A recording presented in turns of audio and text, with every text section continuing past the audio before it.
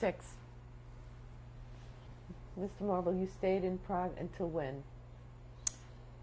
Till it was March 30th. Were you with your brother at that time? My brother came to me in Prague, and he was in the air. He was supposed to go in the army. And I told him, I'm not going to let you go to the Communist Army. And Czechoslovakia says, I know Prague and I know how to go around. He says, you go to Germany. I know the organization that from Israel, because I knew him from before the war, because I would live there in Prague. And now I paid them some money, because I had money already. I pay him money and they'll send you to Germany in the DP camp. He listened to me, he went there. And a year later he was in America. So you came to the United States when? I came official, because all those things, what I went through before the war, they all recognize it. I got my first visa, my visa was 35, because I told them, I don't think I went bashful. I went to the council and I told them, you did it, and you were the criminal. I told them open. I told them, you people are the criminals. I had the passport there. I says, you look for the papers. And he told me those papers, they were thrown back already because they were afraid for Hitler to check them. But still now, they believed me and they gave me the visa. I had papers, naturally. My uncle sent me paper. This is my mother's brothers. Sent me paper and I came right away. And where did you live in the United States? I came to Yonkers. And the whole family lived there in Yonkers. And actually, like you said, that they were cold fish in America at that time. I paid them right away. I paid for my fare, and I had money, like I said. But they were cold fish. They weren't helping. But I was there in Yonkers, but I arrived in June 20th, my birthday. On my birthday, I was 46. I was 31, right? 46, I was 31. I arrived in Yonkers. I was sick on the whole trip on the boat. But the minute I saw the Statue of Liberty, the boat stopped. I was well already. Because that's how it is, no? And I went up to the boat again. They picked me up in Yonkers, and I got myself a job. They were cold fish anyway, the family. They could have helped me. I shouldn't have worked so hard, but that time was in style. You don't remember that. The American Jews were, nowadays everybody's child thing. If they did, that time never kept for himself. I worked hard and I worked hard. You got to do the same thing. And I was agreeing. All right, now what's the difference? And it took me to struggle till Valentine's Day. Valentine's Day 47. I had a friend from the old country, a family friend, they're still friendly, the family from the old country. And she was here, she came here before the war, 37. And we made up in the family that I'm going to meet her, I'm going to marry her, but she is already, she played too big. She was American, she's not even good looking. My wife was a big doll, but yeah, I didn't know my wife, but she played big, and by me there was no such thing big. I went through all the trouble, you won't play big. I asked voluntarily, my aunt told me, my aunt and her aunt told me, go tell her so-and-so, you want to marry her. And she says, wait a little bit, you can't speak English yet, and you make very little money, wait, I have here. This house getting in, that's what she told me. Then we'll marry. And by me, I was always like that. To me, the girls, they didn't bother me. I had girls all the time in Prague. I was always, the minute I left home, Serebna, I was, the people, between people, there was nothing. So, no. And I went to school anyway, every day, after work. Next day I went to school, and she comes to me, Rose. She was so beautiful. She was so beautiful, you have no idea. And she came to me and she has an uncle over there in Yonkers, and the family know each other. Naturally, I went home. But she asked me, invited me home, and I went there home, and that's where it is. And you got married when? Oh, I got married in June 29. But I didn't, see, don't you see what I mean? I know she has nothing, I don't have nothing. I says, heck with him. She had a family that he was the head in Compton, her cousin, rather than Yonkers. But it did bother him a bit. He had brother, a professor in college, and Dr. Schwartz in Brooklyn. But it didn't hurt him. I said to help. If they would help me, I mean, not lend me 1,200, I couldn't myself. But luckily, my cousin had a cold flat.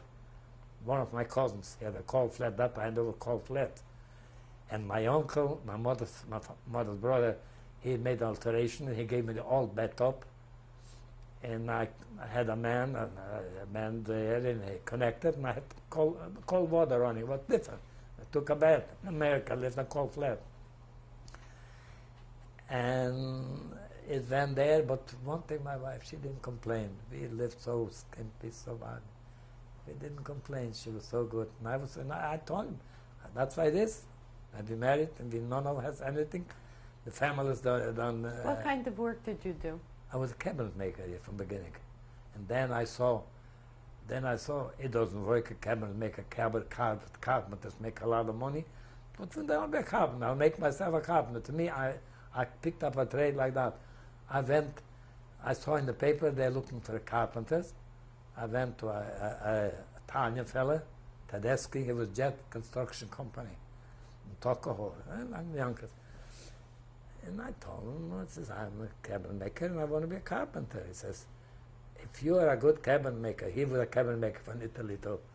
He said, if you're a good cabinet maker, I'll make a carpenter out of you.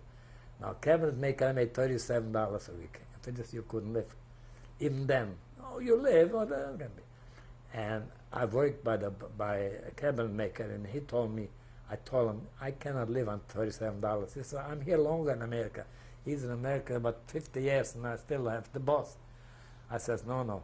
To be poor, I could stay in Russia over there in the communist country. I know how to have a job. I took off my overall, I left.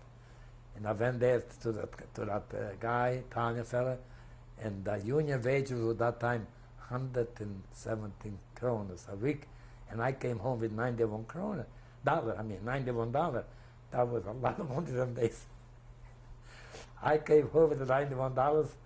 I showed it to my wife. There was a lot of money. And then I went to the boss because he didn't have money to pay me. I had to go Saturday for the pay, or Friday, because he didn't have money. That time money wasn't so loose like now. Everybody had money. That time if somebody had $1,000, they were a rich man, $5,000. Did you remain as a carpenter? No. What did you do? Oh, no. When I saved a few dollars, I bought myself a grocery store. I bought a store. For me, everything is a story. What can you do? That's why it is. There were two brothers, two American boys. They were and they were nephews of my aunt, my mother's brother's wife. And they were very nice to us. She was the only one who was nice to us. As a brother, they helped me. And those boys couldn't make out. Truth to boy, they couldn't make out. And when I bought the store in Shul, I used to go to Shul office, and they told me that here I am betting my money. They couldn't, two American boys couldn't make out, and what you wanted to do, I agreed it or something. Sure enough, I succeeded. I made a good living. What was the name of your store? Pierre Superet and Good Food Store. That was the main name, Good Food Store. And I succeeded. And I couldn't make big money, but I made a good living. And they lived right. And then I bought a house, then another house. How many children did you have? Huh? How many children do you have? So I didn't know. I was too old already to look for trouble. How many children? Oh, children, 3. What are their names? The name is Avram Yosef. This is Jay. Alan J. Marble. He called me today, and he's a big shot in a big company. And Lake Lemp. He lives in a house. If you have to do it in New York, probably costs over $1 million. Now I have a daughter.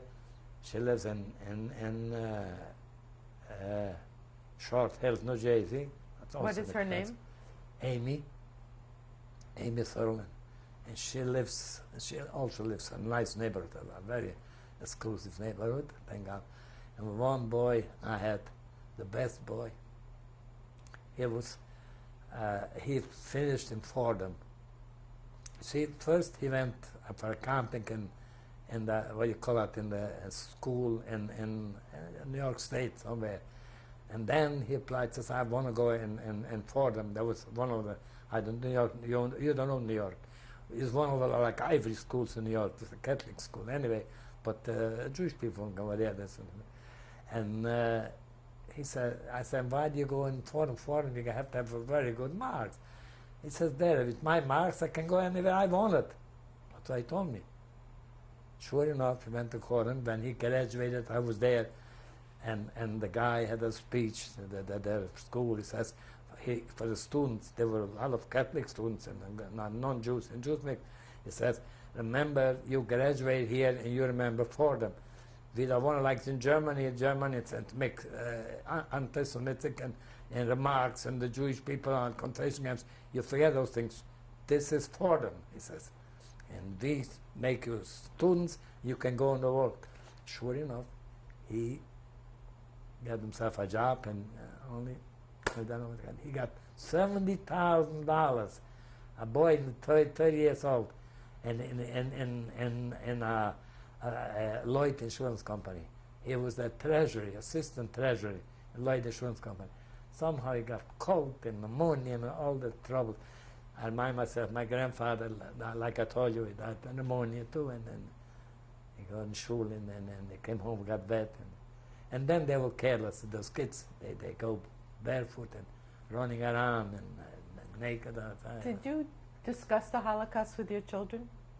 Yeah, my son, I told him, he called me before, when you walked in, I was on the telephone. Then I told him there are two people from the Holocaust. They tell me, says, yes, you make me want to. I was talking about it a long time ago. I want to have it. I said, because I've been telling them all. But the other guy was the best son. I helped them all. I helped them to buy a house. I helped them do this and to school. This belongs to a father. This is nice, but this guy, that was the best guy. Do you think you raised your children differently because you were a Holocaust survivor? They raised themselves different. You see, when my children were small,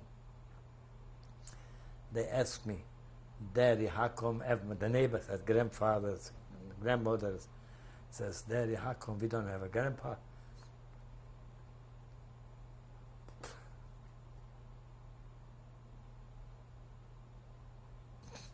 It hurt me.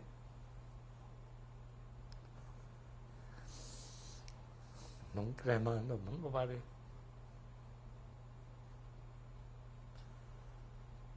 It was fast. Touched me down.